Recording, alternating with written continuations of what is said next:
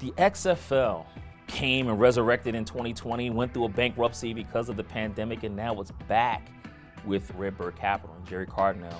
You're talking Dany Garcia, and then you're talking Dwayne Johnson, The Rock.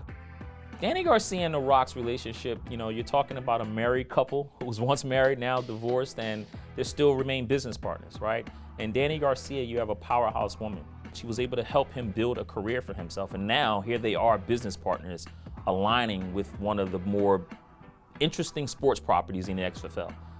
We go to San Antonio, the site of the 2023 XFL Championship, the first one since 2001 when the XFL was born. Can they make the XFL work? So far in year one, it looks like it has momentum.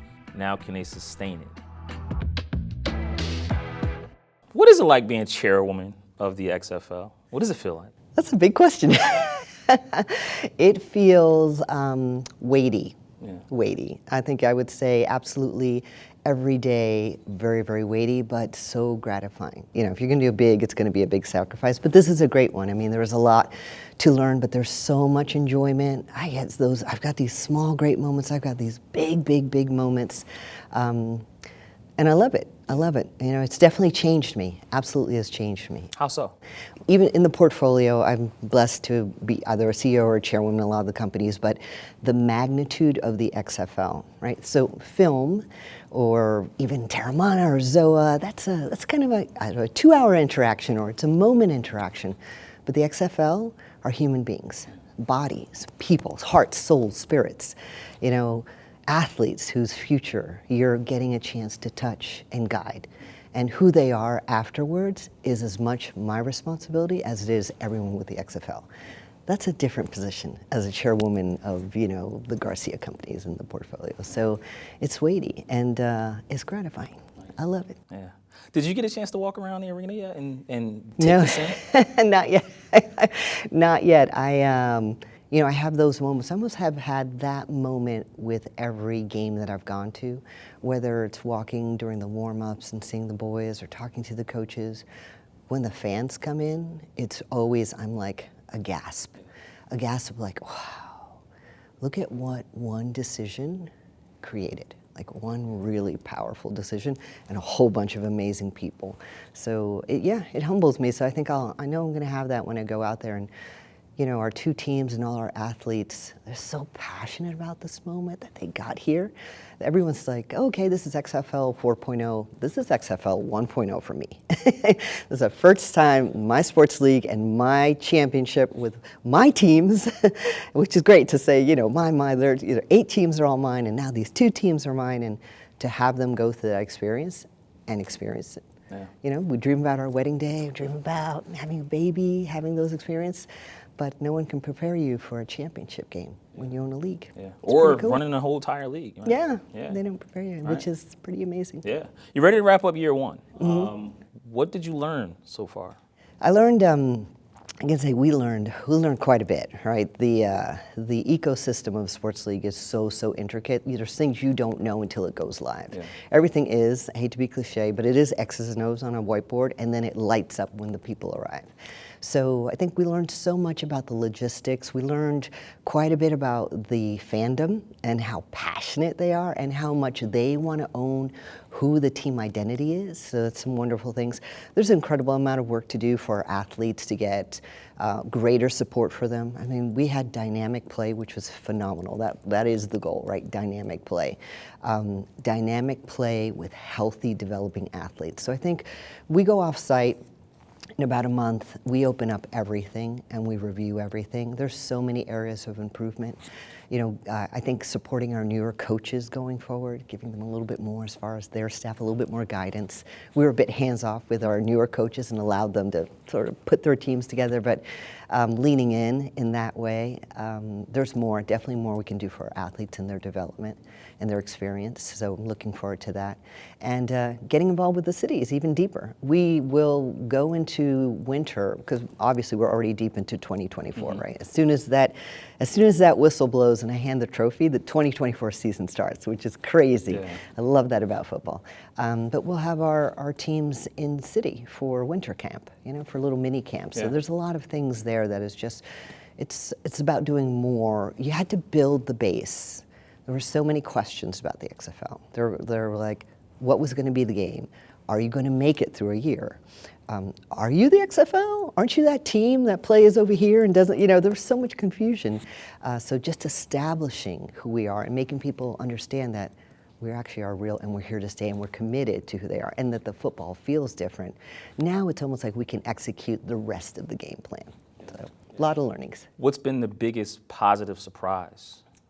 I would say the biggest positive surprise was the digital reach, the digital penetration, like the amount of conversation, the 104 million views on just the XFL channel. And that's before we overlay the Dwayne Johnson network of 500 million people, just on itself. The growth of all of our channels, the way people engage. So one of the great things about the XFL, of course, we've got that, we've got our numbers for TV, cable, and network. But what was really, really important is that the XFL have a grassroots moment, a grassroots investment. And that's all digital. That's all, can you put something out there and will the fans talk about it and care? And that engagement level that we have, whether it's our individual teams or even the growth of the XFL, the league itself, was phenomenal. Whether it's our YouTube channel, or our Twitter, TikTok, we saw so much and we saw that people cared. And you have to be that as a league, as a sport. So you have to know, it's not just about winning or losing, it's like, are you a topic that people want to engage in? And then the success of our rule changes, the kickoff, the overtime, the Dean Blandino and the command center and the success of that, how impactful that was in the game. We knew our audience wanted to hear, but to actually hear in real time and how it impacts the game, that was phenomenal as well. What's your favorite rule? I mean, the one that you can challenge any play at any point in the game is really neat. That is my favorite rule. Yeah. That was because, we've all watched it, right? Mm-hmm. We've all watched games that were like, the end should never have happened, right? Because we're all human. We just make that mistake. That was the most powerful. That one is my absolute favorite rule. Yeah. When you go back and you're a businesswoman, so there are the positives, what's been the biggest negative surprise? Yeah, I would say the understanding how new the league would still be, regardless that it's Jerry Cardinal, rebirth capital, all the big things, Fenway, everything that they've done, regardless that it's Dwayne Johnson, regardless that Dany Garcia, we're billion-dollar producers.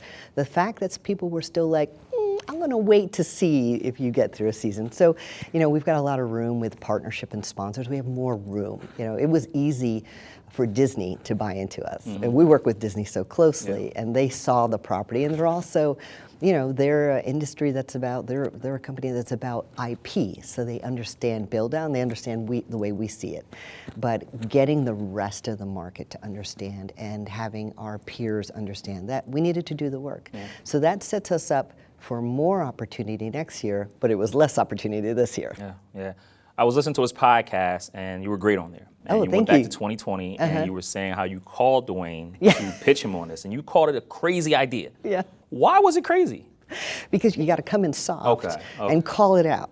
In my head, I'm like, this is the greatest thing that we can do. Yeah. That the other, when I'm talking to someone, it came, so for DJ, we had talked about the league right at the beginning because we were watching Vince do it, and I was like, man, I'm telling you, these Guardians, and I was like, I wish Vince had invited us in. Mm-hmm. And then, boom, he's off and he's filming at that time, so we're just talking about film. And then my agent was like, what do you want to do next, Dany? And I was like, I want to own the XFL. I want to own the XFL. It's like they went into bankruptcy. So I spent a period of time doing my research to say, okay, what do we got? What's the process? What's the numbers? Does it look real? Sitting on it. I knew that property. I knew what I could do with that property. I knew the brand architect, the storytelling, managing the confluence of great play and fandom and 24/7 content. Like, it has everything.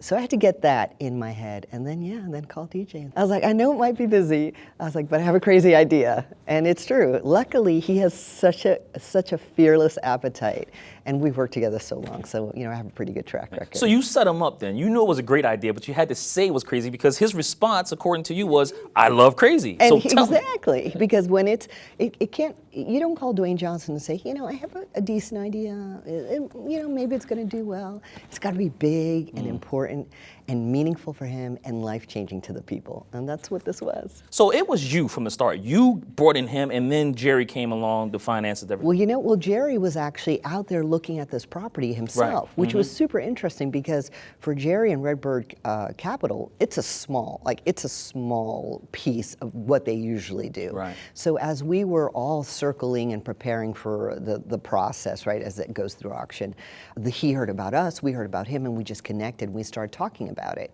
And his skill set matched with what we do in live entertainment and entertainment was just like, we got it. We were speaking the same language. So at that point, we're like, let's do this together. Yeah. We can do this together. When you have a baby league and something that is fledgling and new, you put as much seniority around it. And that's what we were able to do. Yeah. So it was you and Jerry. You already had Jerry on board? No, Jerry was after DJ. First he had DJ, right? The running of the bulls. You got to get that. Yeah. And he's like, let's do it and have a blast.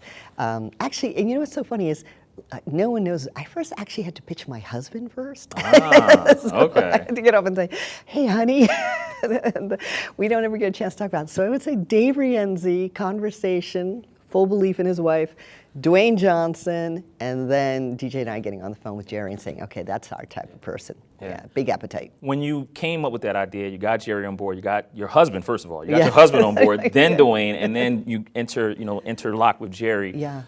What role, you had to fire yourself because you say you get burned out, and when you get burned out, you're taking on something new. Yeah. You got to fire yourself from something else. Totally. What role did you fire yourself? Was it this Dwayne's manager? No, actually, I had transitioned out of being DJ's manager a long time ago. And, backstory on that, that was the word we use because Hollywood would understand why is she in the room. Mm-hmm. My job has always been to architect a massive enterprise around him. But that gets difficult to sort of, when you go into Hollywood, first you're like, you're his ex-wife? And then you're like, okay, what are you doing? I'm his manager. Yeah. How's that work? When you get into the conversation an hour later, I'm talking about balance sheets and return on investment. What's the company's initiatives that we're working with? And it changes. But no, the funny thing, what I retired from professional bodybuilding. That's what I fired. Wow. Was my professional bodybuilding career, because the amount of intensity it takes to prep and prepare, and it takes me usually 9 months of focus and dieting and effort to get on stage. When I acquired the XFL, I said, okay, that's done. Yeah. And this became that. And that's how much intensity and energy and effort it requires. So how long was that phone call with Dwayne? Was it 5-10 minutes? And did you have a glass of wine first? No. How'd you go about relaxing before First you of all, it's like, crazy hey, are you free? Are you free? Yeah. I swear, it was probably a 5-minute conversation with a ending of, great, what's next steps? Mm-hmm. What's next steps? Yeah. And now you have this league. When you're looking at your companies, especially doing the movie side, production company, you always say, okay, what's in that return on investment box? Right. With you look at the XFL, what is in that return on investment box? Take me into how you're looking at this business. So there's the actual return on investment, right? And we know with any startup league, you've got that J curve. This is 3 to 5 years, right? That's the technical books and that we all understand. Mm-hmm. But what this property is actually something really, really different. This property, the XFL, touches almost everything that's already in my portfolio. And not just literally because, Zoa's a sponsor and Terramana is a sponsor, and yes, Project Rock and Under Armour did the uniforms. Okay, yes, that's very deliberate. Mm-hmm. They all served each other in a dynamic way. But the XFL, when Dwayne and I were talking, we were like, this is our new WWE. Right? For years, that live experience. We don't have a lot of opportunities where we're with 24,000 fans, 35,000 fans anymore. I mean, that was just weekly with the WWE. And that interaction with people, really with people, is magic. That's fuel. That's why our production company is audience first. It's specifically from that. So for us, the XFL was this next massive live property that we would be with the fans, we would be with our athletes, but we could do so much more. You can take this and you can see the storytelling. In a year or two when I get my mascots, what's the animated story I'm doing with my mascots? Or, how are our athletes actually going to start to feed into our entertainment company or to some of our other properties? There's so much here. This is an engine. If we were a different group of owners or creators, where we're just filmmakers, the connection to the consumer and the audience would be different. But we grew up with people. We are our consumer and audience. So to move away from that in any respect, it's just not, it doesn't, there's no passion in that. This is life when it comes to the XFL. And then as a professional athlete, and DJ and his backstory, the XFL completes, he'll talk to you about that, but it completes that circle, that not getting drafted. It finishes that. But everything that I have always done has always been about who's on the other side and how are they experiencing it and how am I adding value to their life. With this, I get to do it with the athletes, I get to do it with my coaches, I get to do it with my fans, and that gives me earns credibility and gives me permission to maybe do more things for them. So it's magic. It's an integral piece. If it's for him that full circle moment where he's able to achieve or give other people opportunities that he didn't have, what is it for you? Because you like creative control, and when you're building your companies, this is what you do. What is it for you then? I would say Pete Berg's company helped me define this, give them credit where they're like, oh, you're an athlete of life. And I was like, dang it, I am an athlete of life. Like there is who I was as an athlete at the University of Miami, who I was as a professional athlete at 40. That's when I started competing in bodybuilding. That space, that's the space that formed me. That is the place that developed the discipline that I add my creativity to that makes me the woman I am today. So, at the University of Miami, all the athletics programs are really closely intertwined. And I spent a lot of time, I was on crew, I was either leaving and the football players were coming in, and many of those players were my colleagues and my friends. And I know what that journey is like. I also, a lot of my career before the XFL was guiding and building lives for people so that they would have more. So the XFL not only fulfills me as a professional athlete, and I feel that I understand those athletes on the field, but it fulfills that fact that I'm guiding people and giving them more for a greater chapter. I always say, and I've said it to our athletes, I'm like, this should be a great moment in your life, but if we've done our job, this is not the greatest moment of your life. Those are continuing ahead of you. And that's satisfying for me. That's a life well lived. So that's what it is. Something phenomenal I always keep an eye on when I'm looking at the marketplace. I see a lot of empty billboards. Right. And what I'm noticing is I'm talking to people in the ad world. It says, man, when you see empty billboards, that can mean some companies slowing down, right? Because those billboards, you're seeing all types of consumers there. So when you're seeing those empty billboards, that means things are slowing down. There's a crowded media space. So if you have a sponsor and they're willing to spend a certain amount, it's either going to be here, or the XFL. Why should they spend on the XFL? First of all, great question, and super interesting about the empty billboards. I will borrow that with your permission. That's a great note. Super easy because I think it's easy, but we're actually a league where the ownership represents integrity and represents everything you would want your brand to be, which is growth, opportunity. We're a league that has to have an ultimate purpose. We have an ultimate purpose to unleash the dreams that football makes possible. That ultimate purpose says, why do you deserve to be on this planet? That's why we created an ultimate purpose. So all of our executions lead towards that. If you're aligning with a brand, do you not want to be a brand that not only is driven by an ultimate purpose, but says we are diversity? We don't have to reach. It was not a stretch for me that I have, a number, 50% of my executive leadership are women. It was not a stretch for me because I'm a woman. It was not a stretch for us to make our coaching decisions. We're already ahead because of the fact that we understand and we are who we are. So when you're looking at that, you're looking at reach and diversity. All of a sudden you have to say, yes, why would I not go with that proven, authentic conversation of what the XFL represents? Have you spoken to Vince about maybe what he did in the past or things that didn't work so that way you don't repeat those same mistakes? Or have y'all had conversations about, maybe? You know what, he's been such a great, when he found out that we were so excited and that we were going to go after this property, he could not connect with us legally. He had very specific rules. But later on, he was just thrilled. He knows us. He knows what we do. We have all the information is there. You open up the books when you're acquiring and going through auction. Bankruptcy, you're going to see all that information. So it's all there, and we have a great understanding. So there was so much good. Like I said, it would not have been a situation where I would be acquiring or we would be acquiring if it wasn't for the pandemic. I mean, he had a real property and he had great numbers and those teams were playing fantastically. So I like to think we took the ball and we did a few things our own personal way, but we built off of the success he had. Was that why you took 2 years to kind of like, hey, because I know it was supposed to start in 2022 and then you took another year. I know. Well, first, you can't rush it, right? Yeah. All of a sudden, it's so funny. You get to a point where you're like, wait, we're 8 months out. It's football starts, our football starts. It literally does start in May for 2024. We were exploring the CFL. We were looking to see if there were some opportunities there, which could be down in the future, but for now didn't really work out. And at that time, we were putting together our football operations. We were putting the best of the best together, and we were getting clarity of the hubs. So there was so much work to do.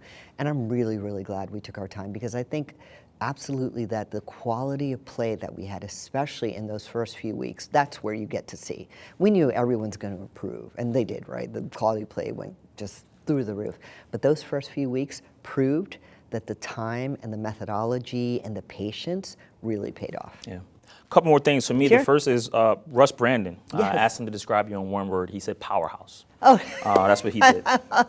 Why do you think he said powerhouse? First of all, that's, I accept that. That is super.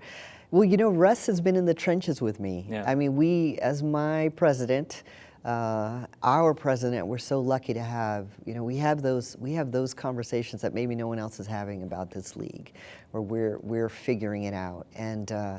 And he's seen me walk into rooms and handle business that needs to be handled on behalf of the league, on behalf of whatever he needs, on behalf of our athletes. I understand it's very, very unique. I understand that I'm in an extremely unique position, and I understand that I show up in places where people don't understand or are like, how'd you get here? And then have to understand, oh, that's why you're here. So my journey is a little bit different than some of my male colleagues in football.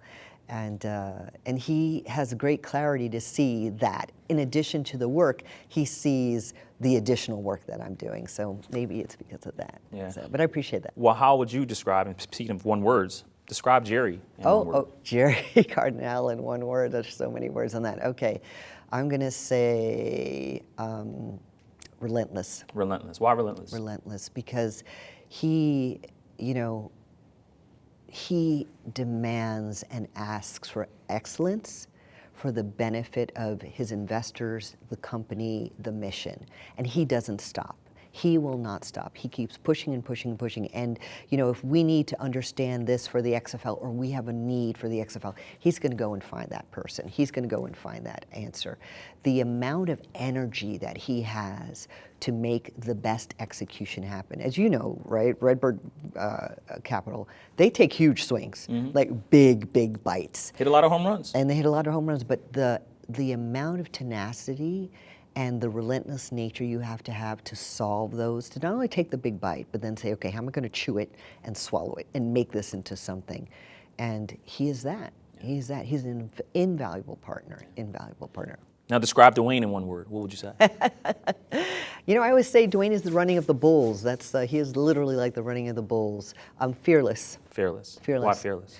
Because anything that gets put in front of him, you go back to this young man, and people know the story, whether he was evicted, whether this turned down, at the University of Miami, and herniating his discs and not being able to play. His shoulder was dislocated in his freshman year. Any challenge, he's fearless. He's like, okay, let's do it. He will say, I don't know how we're going to get there, but we are going to get there. We're going to figure it out. We'll have a project. He's like, okay, that's great, but we need to do it differently. Let's make that meter move. Let's make it more impactful. Never worrying about, we shouldn't go there because we should fail. That's not part of his conversation. It's about what's next, what's better, what's going to make impact. Okay, I need to do this. I need to change this. I need to change this about myself. I need to grow. Got it. Fearless. I'll do it. Last thing for me. Yeah. What is Dany Garcia's superpower, and how is that superpower going to excel the XFL so that it will be around after year one? And we're talking 3, 4, 5, maybe 10 years. What's your superpower? How are you going to use it to make sure that happens? My superpower is seeing patterns and stories and the future that people haven't experienced or seen yet. You know, can I have a couple superpowers? I think because that goes with what I've done over the years. I use that word confluence, but my job is that magical space of ingredients, putting an athlete or a league, taking fans, bringing in Dwayne Johnson, bringing in Redbird partner, having them all circle together. And when you bring all those parts together, greatness happens. And so that's where I live. I live in how can I put all the seeds so that greatness continues year after year after year. And that greatness, most of the time, people never see coming. They never say like, oh yeah, I didn't see that coming. Oh my gosh, I didn't know Dwayne Johnson was gonna be that. Oh, I didn't know you could make a franchise that way. And that's where I live. I don't know how you describe that as a superpower, but I mean, listen, you're people connector, you know, and bringing things together, and you know, having a vision, right? And studying you over since you were 12 in that barn, you know, playing the French horn and all of that stuff. But I mean, would that be considered your connector, your visionary? I think it would be. I think the visionary. I think that's right. That's right. The visionary to see things people don't see, and then the tenacity and the ambition to go after them.